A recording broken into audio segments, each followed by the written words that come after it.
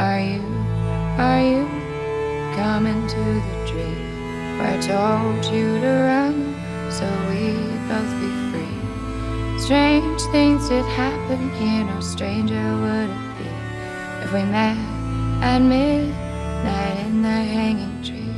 Are you coming to the tree where they strung up a man, they say we murdered three? Strange things that happened here, no stranger would it be if we met at midnight. If the road were easy, everyone would take it. We don't shy away from challenges. We dive in. And now, live from an undisclosed location in FEMA Region 10, it's your host, Joshua Michael. All right, folks, ladies and gentlemen, welcome to the one and only Non-Compliant America. I am your infamous host, Joshua Michael. Thank you very much. I want to give a shout out to all my haters, and I also want to give a shout out to all my friends and fans. It is you, the remnant, that's listening to the show that has the discernment to cut through the cracks of the nonsense and dive a little bit deeper into the situation with what's going on. You are the future. You are the people that are going to help steer the sheep in one of two directions. If you're able to open up conversations and not sway people, but let them know that we are not in Kansas anymore. We are in a situation that there are traps being laid out all the way around us. And why everybody's distracted talking about Camel Toe Harris in the potential nominee, which keep in mind, she's not the nominee yet. Talking about all her distractions of how incompetent and this and that, and she was the border czar, she wasn't the border czar, and all this crap. We need to understand that those are all distractions. Those are all meant to burn the clock out into where we then run out of time to actually file and petition and become aware of all the traps that are being set out in front of us. Because just because Trump didn't get assassinated doesn't mean that they're not going to try again and again and again and again. I believe that they will continue to try. I don't think they'll be successful. I think they were planning on getting away with their last assassination. And by them, you know, we could talk about NASA being the head of the snake and one of the deep state organizations that is running a lot of these operations, or you can say CIA, the FBI, whatever you want to do. I want to talk about some of these traps that are being set out in front of us. One of the main ones that nobody's talking about it, is the Real ID. It's coming May 7th of next year. Now, all the states have passed this. This is a federal ID system, and it was passed by Congress in 2005 by the 9/11 Commission. The 9/11 Commission that essentially didn't determine anything. They still said it was Osama bin Laden that did it. Do you see where the tea leaves are going? Do you see where these giant black swan events and how dangerous they are, but more importantly, how they use it to set precedent for further taking away our rights, further destroying our freedoms, and giving more monitor-based systems. What was the outcome from 9/11?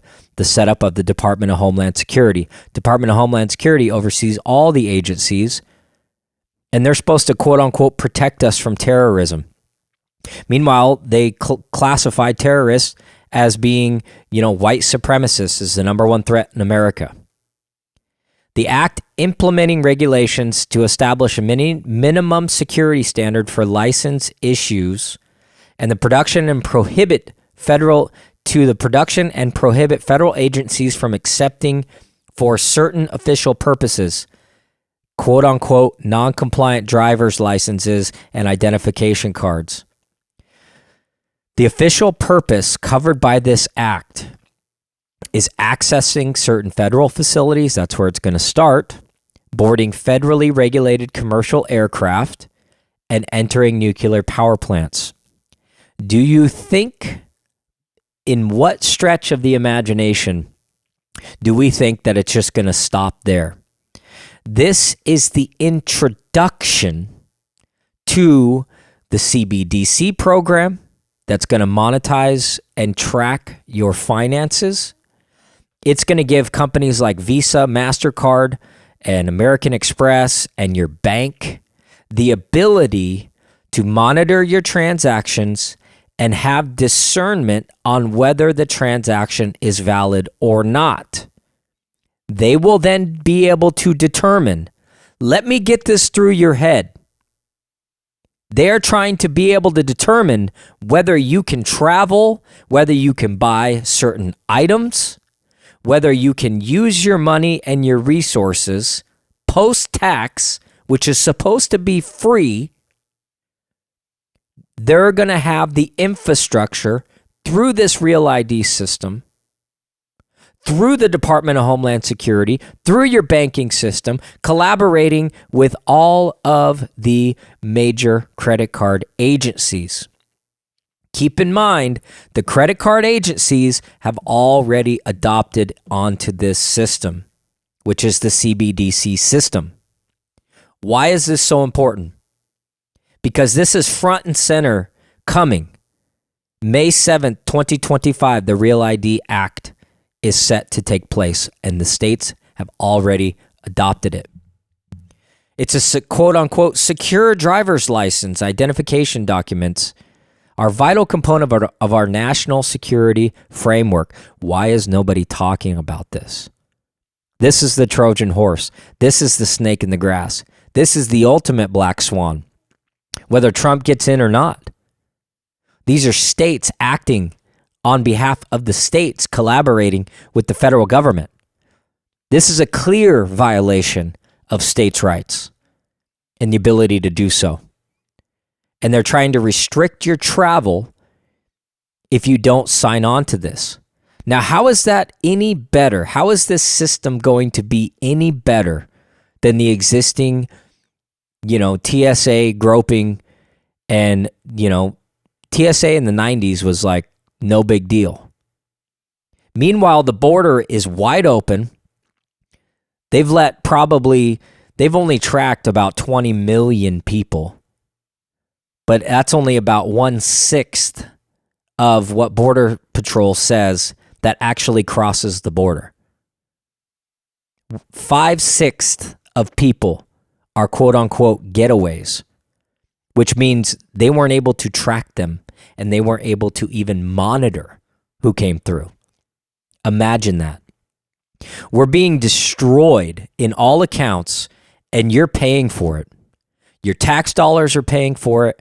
Your hard-earned money, any of your pensions, any of your future savings that you have, any property that you have, anything like that, all of that is up for grabs. Now, why are we talking about this? Because this is the front and center thing that's going to imprison this country forever if we allow this to happen. Now, that's why I talk about silver. That's why I talk about gold. A lot of you say, well, what do we do with that? How are we going to go buy things? How are we going to go to the grocery store with silver? Well, you're not going to be able to go to the grocery store with silver because guess what? They're going to be adopting the new banking system. And if you don't go along with it, just like if you don't wear a mask, you don't get on the plane. You don't take the vaccine, you can't keep your job. Do you see the correlation here? Do you see that? That was all simply a beta test for them to test all their centralization systems in order to test to see, one, the compliance level. They did a bunch of different things, checking the compliance level. But two, they wanted to find out who all the dissenting voices are and where the cracks are in their ironclad stronghold and how we were able to break through it, how we were able to stand up. Notice, the minute we all stood up is the minute everything went away. The minute we all said, you know what, do whatever you want, we're not going to go along with it, is the minute it all went away. That emphasizes the power that we have within the people, which is why this message is so important, which is why this is called Non-Compliant America. This is because non-compliance is key to everything. And you can practice non-compliance legally, peacefully, in every way, in every aspect of your life. Part of doing that is starting a garden, is buying some Bitcoin or Monero or privacy tokens, which I think is a slippery slope, because the trump card is if they disable the internet and they have another cyber attack like they did with CrowdStrike, that was another beta test, they could simply cut off some of your resources, which is why it's good to diversify and get into other things. Now, Edward Snowden had a very powerful speech. It's just a 2-minute little segment I'm going to play, but it's very important that we understand what he's trying to say and how he is crystallizing how this banking system works. Take a listen. You're liberal, doesn't matter whether you're conservative. If you stick out, if you stand out, you are going to become non-normative, or rather anomalous. What I am afraid is likely to happen quite quickly, all of the transaction information that they can get, well, the Bitcoin blockchain is available for anyone for free at any time, right? And how do you train these models? You need learning sets, you need training data, you need data sets. So they're going to pull everything they can, they're going to feed it through these things, and they're going to try to teach them originally, I think this is going to be the easiest thing, what does a normal transaction look like? You know, what do 95% look like? And then they're just going to go, what is anomalous? What is strange? What is unusual? What doesn't quite fit? And then they're going to go from that's a 5% probability down to a 3% probability, then try to get it smaller and smaller and smaller until they can just basically have people that are getting reports spit out on their desk, little, chat messages to their terminal, basically. They're saying, this just happened, this just happened, this just happened. Do you want to continue? And that banking officer is going to get a click OK to continue on your life, on your ability to transact, on your ability to trade. It's not just going to be Bitcoin. It's going to be Visa. It's going to be MasterCard. It's going to be everywhere. It's going to be PayPal, right? Whether you're subscribing to an OnlyFans account or something like that, which, is a very common thing, but something that a lot of people aren't going to admit to. They're not going to be proud of, right? That's going to start making these institutions go, oh, do we want to continue our business association with these people? Is there a brand risk? I think we really need to think about how do we secure the transactions on the Bitcoin network moving forward. I have said this for 10 years. I have been ignored for 10 years. Well, we're running out of runway. And again, right now, every time you're on this network, and I love this network, I've used it many times, you are going to be adding to the data set. The space for everyone else to have any kind of private interaction diminishes. That's right. So as the interaction, as the non-secure elements and the openness of Bitcoin, they're saying that they're going to try to use it against us. And what is that going to signify? But also, if you didn't catch the little tea leaves in there, as this more control grid system infrastructure gets put in, they are then going to use it as a blank space to where it's easy to determine, based on the general population and the things that they're doing versus the things that you're doing, there's going to be an offset. There's going to be an omitted set of data to where they're going to know that you're actively participating in trying to get off the grid because you're going to be missing some things. Do you follow me? So they have the definition of all of the normal transactions of people, and they're going to be able to see if you're not opting into that system because everybody else is going to opt into the system. And you're just going to have like a blank chart, and they're going to be like, oh yeah, that guy's living off grid. Oh yeah, that guy's anonymous. Oh yeah, he's trying to bump the system. He's trying to not cooperate with this new tyrannical takeover that we have. So we got to talk about that. We got to talk about how we preserve ourselves. But more importantly, that's why we have to get this message out. Because if we all decide as a population that we're not going to go along with this system, they're not going to be able to put it in play. But a lot of you guys aren't thinking about it, and it's coming, folks. We'll be right back.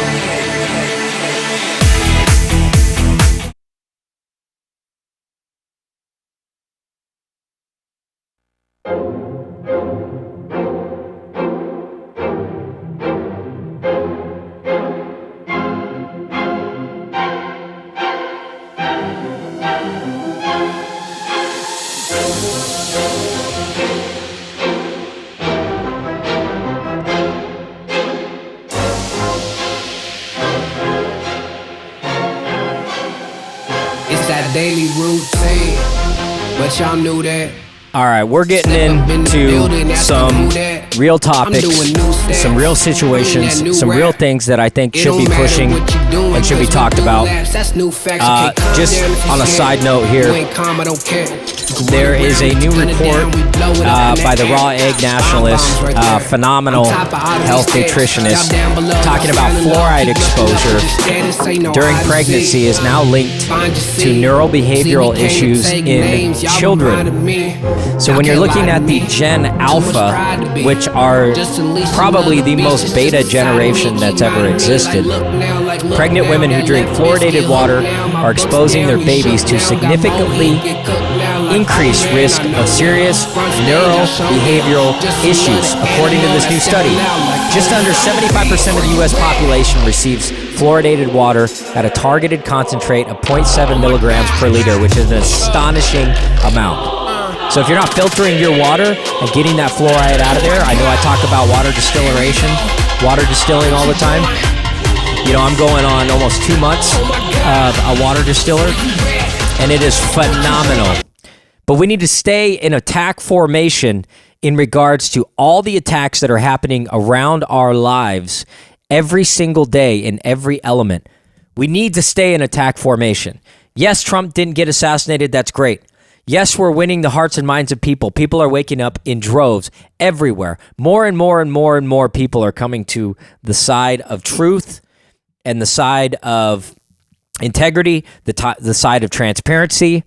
And we got a massive amount of things happening in Oregon I'm going to get to. I can't say too much yet, but let's just say all the rhino Republicans, all the grifters, and all the people that have been obscuring and diverting off of the party and causing all this end-fighting garbage and have caused a lot of good Oregon people, good Republicans to go to NAVs and move away from the party because they're disgusted by the lack of progress and the chicken neck, milquetoast people that just somehow end up taking the helm and then do nothing and or cut deals with the Democrats that only take us 2 steps back. All that, folks, is going to go away. I can guarantee you, and I make my promise right now. There's going to be good, active people, the people that we like, the people that represent us, the people that listen to the population, the people that listen to the public, to listen to the Oregonians, what we want. That's what's coming. All these rhinos are going to get the carpet ripped out from under them. That's all I'm going to say. And they don't even know it's coming except this message right here. So, the new Republican Party is coming to Oregon. Rest assured and be very, very, very excited for it. I am, because there's some hope. We could turn this state red because it is red. You think that Multnomah County controls everything? You think that Eugene controls everything? It doesn't. The fact and the reality is too many good people have been sitting down or had their head in the sand for too long, and it's not going to happen anymore because we're paving a path that's going to be along Trump's agenda, the Make America Great Again, the Make Oregon Great Again movement. People are ready for it. We're in the 4th turning. We only got 100 days till the most important election in history, and guaranteed they're going to be doing a massive amount of turmoil and chaos, just like everybody's fallen into this Kamala thing. They're going to be continuing to ramp it up and turn the heat up. You don't have to engage in a defensive posture against the propaganda AI CIA machine, because that's what it is. A lot of it's AI, a lot of it's bots. You guys think that you're talking to people online, making a point, defending yourself. Stop defending yourself. Go offensive. Talk about all the good things. Talk about what you want. Talk about what we stand for. Talk about all of these things. Talk about good people that we want to prop up and support. That's how we get through this thing. That's how you counter the bad propaganda. Trust me, this PR, despite the polls, despite everything, they're not getting through to the people. You can't go on national television, tell everybody we have the best economy in the world, and nobody's coming across the border. We have the most secure border in the world. We have all of this stuff. That is the ultimate gaslighting nonsense. There might be some people that believe it, But the majority of people have enough discernment at this point. They're like, that's a bunch of BS. And so they're not going along with it, which is why Trump has had the biggest rallies, biggest movement. And it's not all about Trump. It's about you. It's about me. It's about us. It's about our community. It's about the things that we are able to set up and do and prepare for this thing. These people think that they're too big to fail. These people think that you're weak. These people think that they already got you, which is why they're just giving you some more bread and circuses and some things to talk about, because they want you off kilter. They want you not in attack formation. We all need to be very, very vigilant and stop going on vacation every weekend and get into building your life and preparing for this future collapse, because I guarantee you it's coming. It's coming, folks. It's coming. It's on its way. Any day now. Probably going to happen on a Friday. So you'll have the whole weekend to panic. And you won't be able to get the money out of the bank. You won't be able to do anything else. And maybe your cell phones won't even work. They might do it at the same time. I doubt it, but they might do it at the same time. They need the chaos. Speaking of chaos, we had a massive riot and everything going on in D.C. with the anti-Israel groups, aka the new Antifa groups, attacking all these monuments, spray painting them, everything else. How many arrests were there? Why aren't they calling that an insurrection? Why are they letting that happen? The same reason they let the Black Lives Matter protests happen during the lockdowns, because guess what? If you're protesting, you can't get COVID. If you're protesting for Black Lives Matter, you can't get COVID. The ridiculousness, stop accepting it. The way that you fight back is you become non-compliant. You become self-sufficient. You become aware of these things. You disconnect from the media propaganda of BS. And a buddy of mine, he stopped watching TV. All he watches now is do-it-yourself videos. And he's learning how to hunt, he's learning how to fish, he's learning how to grow a garden, he's learning how to fix his own stuff. He's doing all that stuff. He doesn't watch TV anymore, and that's a way that you restore yourself. Be right back.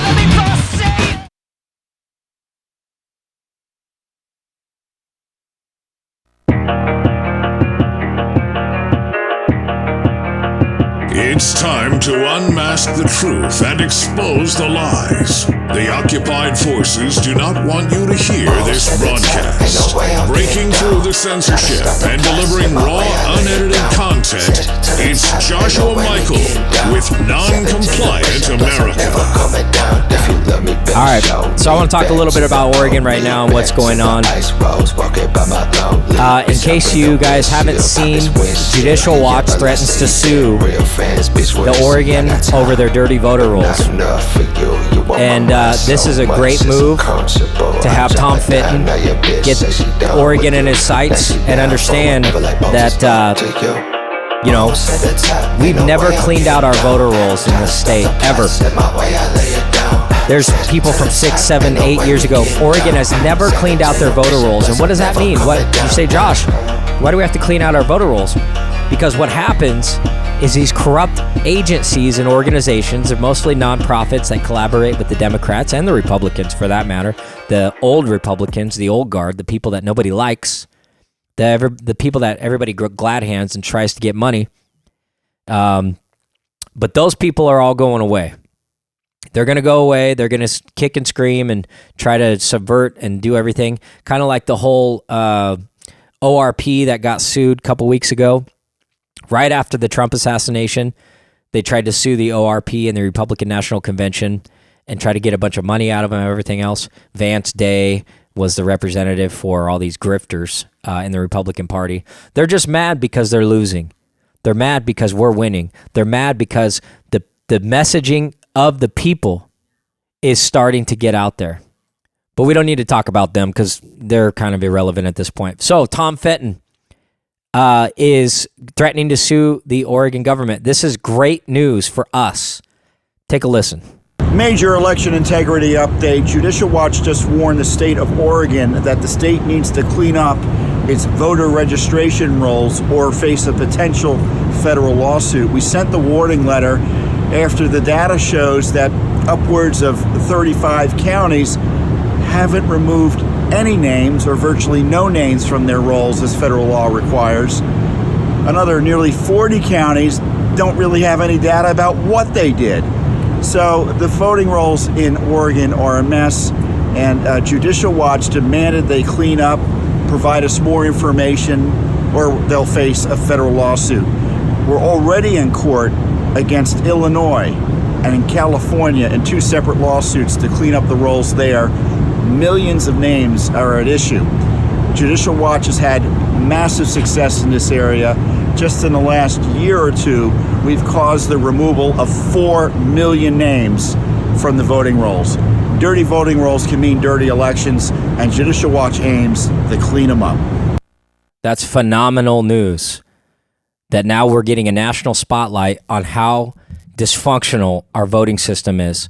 And Judicial Watch is the top class organization to do it. Clearly, they've already set precedent with Illinois in the success of that what they had in removing those voter rolls. 4 million votes is a lot in an election. That's more people that are in this state that are citizens. There's probably more than 4 people in this state that are, if you count the non-citizens, that the Democrats are harboring. But that's great news for us because now we're getting support. I've reached out to Tom Fitton. I'm trying to get him on the show. I want to have a conversation about this lawsuit. I want to talk about, what it's going to entail and what we can do and what you can do to do it. Kind of on a personal note, I mentioned a little bit on Jeff's show yesterday talking about these little envelopes that I've been getting in my mailbox. Now, this is a really, really weird thing. I also sent it over to Tom Fitton as well because it's interesting. It's super interesting. I've been getting these brown envelopes. For example, one of them says it's addressed to Madison Davidson. The other one is Shannon Rodriguez. The other one is Jessica Inman. And then I got another one yesterday for Jonathan Inman. So these people, I got to look them up and see if these people even exist. But what does this mean? What does it signify? Is this the Act Blue situation that Project Veritas has been exposing with the fraudulent voting and fraudulent donations that have been coming from different households all over the country? There's an investigative reporter. I'll see if I can find it on the next segment, and I'll play a little clip of it. There's a reporter. He's going around, and he's following up with some of these major, large donors, and sometimes multiple people. Sometimes there's 30 people donating from the same address. And this investigative reporter, independent journalist who worked with Project Veritas, I think he's at Oh My God or OMG Media, which is the new Project Veritas with James O'Keefe, is that he's interviewing these people, and it's usually, it's a old couple or a single widow, something like that, somebody in her 80s, 90s, and they live by themselves. And they're like, hey, are you donating to this organization called Act Blue? It looks like you've been making donations of $300 to $400 to $500 a month for the past 2 years, or looks like you've accumulated over $20,000 in donations to these people. Can we verify if you did that? And they're like, I don't even know what you're talking about. I don't even know who you are. I don't even know this organization. I don't donate to these guys, yada, yada, yada. So what's happening, this is the challenge with big data. This is the challenge with AI. This is the challenge with all these systems. These organizations are drudging up information. They're finding the low-bearing fruit, and they are using the system and the loopholes and the unaccountability, kind of like Oregon has unaccountability in regards to their voter rolls, and they're not checking it. They're not verifying addresses. They're not verifying names. They're not assuring this if you're a Democrat. But if you're a Republican, oh man, if your signature doesn't quite match, they're not going to count your vote. But what they're doing is that they're filling up these ballot boxes with fake names and diluting the water so much. Now, where have we seen this before? This is very similar to what Google does. This is why it's extremely difficult to cooperate with Google, and that's why they broke the search engine, is because what do? They dilute the searches with all the propaganda that they want to where it's really hard to decipher fact versus fiction. If you get 100 articles that are posted up that says, the sky is green, right? Well, we all can look outside and say, well, the sky is blue. Sometimes, it's darker blue, it's orange if there's smoke out there or something like that. But we can all decipher it and say, well, no, it's not. But all these articles are going to have all of these ridiculous arguments, which are mostly AI generated now, and it's all a weapon to get people to eventually become impressionable. And this is what they did with COVID, how eventually everybody started putting a mask on, and it became so tightened and so socially odd to not have a mask that most people just caved into that. So it's a psychological game, and the same thing is happening with the voter roll system. It becomes very difficult when the voter rolls are so diluted and unverified. It's hard for us and the vote counters and the overseers and anybody else to be able to see and decipher what's real and what's not. But back to these envelopes. So I reached out to Tom Fitton. I haven't heard a response yet. I got some other people trying to do a backdoor. I want to get him on and have a conversation about what he's going to do and this suit over these dirty voter rolls that are happening in Oregon. Because keep in mind, folks, we only got 100 days. We only got 100 days, and they're planning on stealing everything, which is why they put somebody that's was only polling 2% of the Democratic primaries. 2%. Then she dropped out. She didn't even make it to top 3 during the primaries. And now she's supposed to be able to beat Trump? Come on, guys. Let's not fall into this nonsense. And all these, right-wing Republican talking heads that are pushing this crap and trying to push all these new talking points about Kamala, we need to be talking about the imprisonment, the virtual imprisonment that is underway right now. We need to be talking about how to get off the system and out of this infrastructure and counter it, parallel construct an economy to get out of this stuff. That's what needs to be front and center of the talking points. That's the things that people need to be talking about, and keeping Trump alive. We need to get him to the finish line. That's key, because it'll revoke all these executive orders. I'm not very happy about Vance or JD Vance. He wasn't my even top 5. He's not somebody I'd put in. I don't care what he's saying now. It's what he's done. It's his actions. It's who he was. And speaking of actions, I want to talk about Ivan Raiklin. I want to get him on the show as well and talk about this whistleblower's guide to amnesty that he's put out. He's put out a warning to all whistleblowers in all ranking governments and give them an opportunity to reach out and blow the whistle on the corruption that's going on in these deep state bureaucracies. He's calling it the mother of all Twitter files, and he's saying that it's imminent. What this is that he has all the records. Well, Elon Musk has all the records, but he's working with Elon Musk to do a massive data dump, and this is going to happen on September 3rd. So keep in mind, they're now aware of this and now expect another type black swan event to happen around September 3rd. But this is the last day of retribution, and he's going to offer amnesty to anyone who comes forth as a whistleblower from the U.S. government, executive, legislative, judicial branches. And here's the guide for seeking that. I'm going to post that in my X today. I'll put it on my X page as well as the podcast. But keep in mind, folks, you got to stay frosty because things are getting real interesting. We'll be right back. Me and my buddy, we making all of this money. Yeah, I know it's rude to be bragging.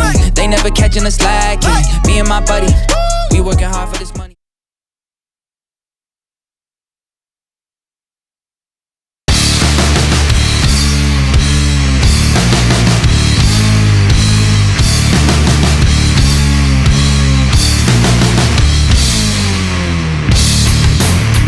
right, last segment.